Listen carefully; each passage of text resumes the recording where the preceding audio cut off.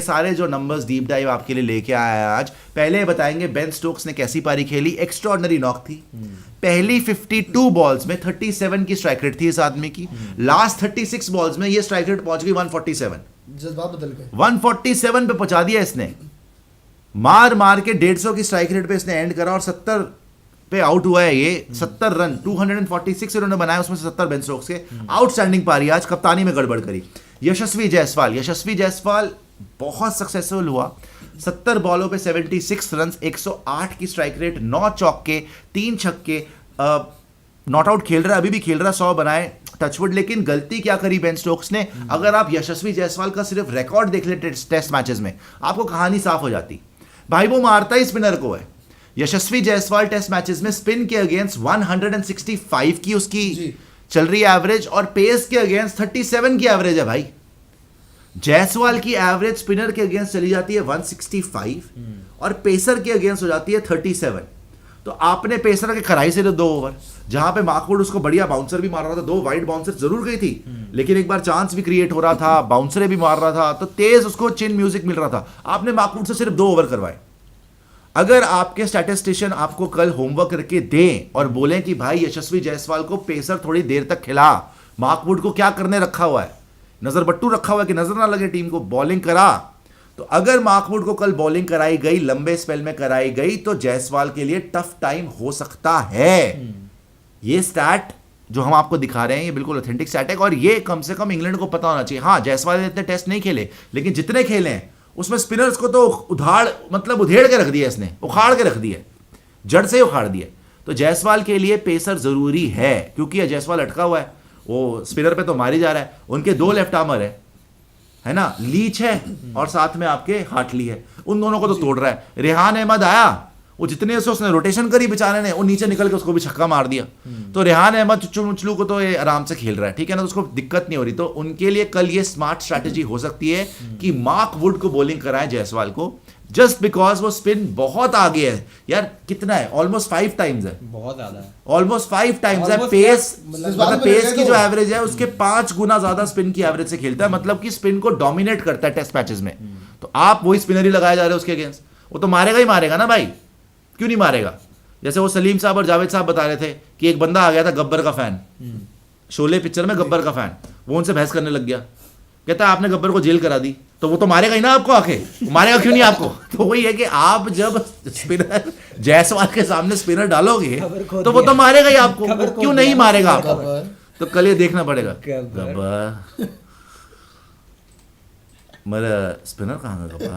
तो स्पिनर इनके सामने डाल दिया। आगे आ जाइए, और भी आपको स्टैट्स सिखा देता है जो डीप डाइव करके आपके लिए निकाले, और जल्दी जल्दी आपको दिखाएंगे सारे के सारे। एक जायसवाल का देख लिया हमने, फिर हमने देखा जैक क्रॉली का क्या ड्रामा है। जैक क्रॉली का ड्रामा ये है भाई कि एशिया में भाई पेसर को पीट देता है, क्योंकि डेड ट्रैक होते हैं जहां पेसर को असिस्टेंस नहीं मिलती, वहां पे इसकी एवरेज 100 से ज्यादा हो जाती है। स्पिनर के अगेंस्ट 15 भीगी बिल्ली, बहुत नीचे। पेसर के अगेंस्ट शेर, स्पिनर के अगेंस्ट ढेर। बात तो सही है यार, मैंने समझा था मैं ही फ्रॉड हूं, ये तो मेरा भी प्यो निकला। बात तो सही है, नहीं वो तो पेसर के अगेंस्ट होता है, मैं तो पेसर की बाउंसर पे आउट हो जाता हूं, ये पेसर को पेलता है, स्पिनर पे आउट होता है, मैं स्पिनर को मारता हूं। बात तो सही है। कम से कम मैं होम कंडीशन में, डिफिकल्ट ट्रैक पे, स्पिन कंडीशंस में, जहां पे चैलेंजिंग कंडीशंस में स्पिनर को तो मारता हूं, ये तो स्पिनर पे आउट हो जाता है और बन रहा है बैस बॉल। बात तो सही है। तो भाई ये इसने यहां पर बहुत, मतलब ये नंबर 1 फ्रॉडिया निकला है ये इससे खतरनाक अगले हल्की पिच पे, मतलब कि हल्की पिच पे। और जब ये आउटसाइड एशिया जाता है, ये देखो आउटसाइड एशिया जाता है जहां पे स्पिनिंग ट्रैक नहीं होता, ऊपर मार रहा था, वहां पे जहां पे स्पिनिंग ट्रैक नहीं होता, वहां पे पेस की एवरेज 30 हो जाती है और स्पिन पे 63 हो जाती है। ये उल्टा है भाई, जादू को चाहिए धूप। हाँ, इसे भी कुछ इसको जहां पे भी हल्की बॉलिंग मिलती है ये छोड़ देता बॉलर को मारता है, तो ये हल्के बॉलर को ही मारता है। ये अभी तक है, हालांकि ये अभी यंग है, इसका इतना करियर इतना लंबा नहीं गया और सैंपल साइज भी कम है, लेकिन अभी तक ये प्रूव हो रहा है कि ये जो चुन्नू मुन्नू बॉलर्स उनको मारता है। जैसे ही बड़े बड़े धुरंधर आते हैं, जैसे स्पिनिंग ट्रैक पे जडेजा आ गया, अश्विन आ गया, भीगी बिल्ली, खो गया काम। अच्छा चलता हूँ दुआओं में याद रख, आ गया जी। कम से कम अय्यर स्पिनर को तो मारता है अपने घर में, ये तो पेसर से भी नहीं खिला जाता। अब ये भी देख लीजिए कि पहले 20 ओवर में, इसीलिए जो स्टार्ट दिखाया आपको जैक क्रॉली का स्पेशली इसीलिए हुआ है कि स्पिनर को पहले 20 ओवर में इंग्लैंड ने वर्सेस पेस था, इनकी इकोनॉमी रेट थी 5.12, और जब स्पिन आ गई तो इनकी इकोनॉमी रेट चलेगी 3.25। मतलब जिस इकोनॉमी रेट से वो मारा है इंग्लैंड ने, इंडिया की इकोनॉमी रेट इसने करी है। पहले स्पिनर पेसर को मारा उन्होंने 5 रन प्रति ओवर। हालांकि ये उससे ज्यादा मारते हैं, जो बैस बॉल का कॉन्सेप्ट है, क्योंकि इंडिया ने 7 रन पर ओवर पे मारा है यार। इंडिया ने देखो आप आज तो 7 8 7 8 10 14 ऐसे मारा है। जैस बॉल ने धराशायी कर दिया बैस बॉल। तो इन्होंने पेसर को भी कम खेला है, रन बॉल से कम खेला है, और स्पिनर पे तो बिल्कुल ही इन्होंने घुटने टेक दिया है ना।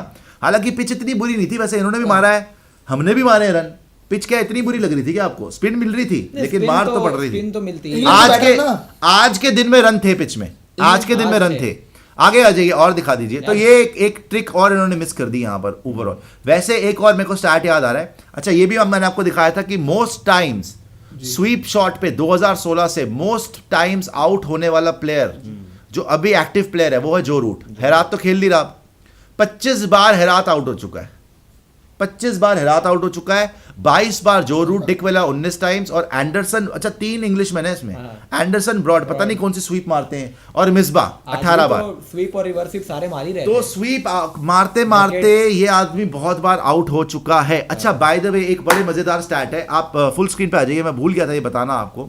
आपको पता है कि सबसे इफेक्टिव बैटर, सबसे ज्यादा इफेक्टिव बैटर, इंग्लिश बैटर कौन है? जब से ये बैसबॉल एरा शुरू हुआ है, सबसे effective batter in terms of average and strike rate, ये बैसबॉल एरा में कौन है पता है आपको? इंग्लैंड टेस्ट आप पिक करिए, एक बताइए। जो रूट होना चाहिए वैसे। नहीं, बेन गलत स्टोक्स, गलत ओलीपोप, गलत। बेस्टो, तो बच्चा कौन? डकेट। सबसे इफेक्टिव बैटर, फिर से बताता हूं, इन्होंने बोला, देखिए चलिए अभी आप सारे नाम लेते हो तो नहीं, कोई तो तो डकेट होना चाहिए। कोई ना कोई तो सही होगा होना ना। चाहिए। देखिए इन्होंने बोला पहले जो रूट, हाँ, मैंने क्या सवाल पूछा आपसे, ध्यान से सुनिएगा सवाल। सबसे इफेक्टिव बैटर फॉर इंग्लैंड जब से बैसबॉल शुरू हुआ है एवरेज और स्ट्राइक रेट के लिहाज से, सबसे तगड़ा सबसे आगे कौन है? इन्होंने बोला जो रूट, गलत। इन्होंने उसके बाद क्या बोला था? ये आप बेस्टो बोलने वाले हैं। नहीं नहीं, उसके बाद आपने बोला दूसरा, क्या बोला था आपने? दूसरा था कौन? Ben Stokes. बेन स्टोक्स बोला मैंने आपने, बोला था बेन गलत। फिर आपने बोला बेस्टो, गलत। फिर आपने बोला डकेट, डकेट बोला। गलत। सबसे ज्यादा इफेक्टिव बैटर है हैरी ब्रूक, वो टूर पे ही नहीं है। अच्छा हैरी ब्रूक। हैरी ब्रूक इनका सबसे इफेक्टिव बैटर है, जो कि लास्ट मोमेंट पे जिसको पुल आउट करना पड़ गया है स्टोर से। विराट कोहली ने यहां से पुल आउट करा, पहले हैरी ब्रूक ने पुल आउट करा, और लास्ट मोमेंट पे विराट कोहली ने पुल आउट कर टेस्ट दिया। से।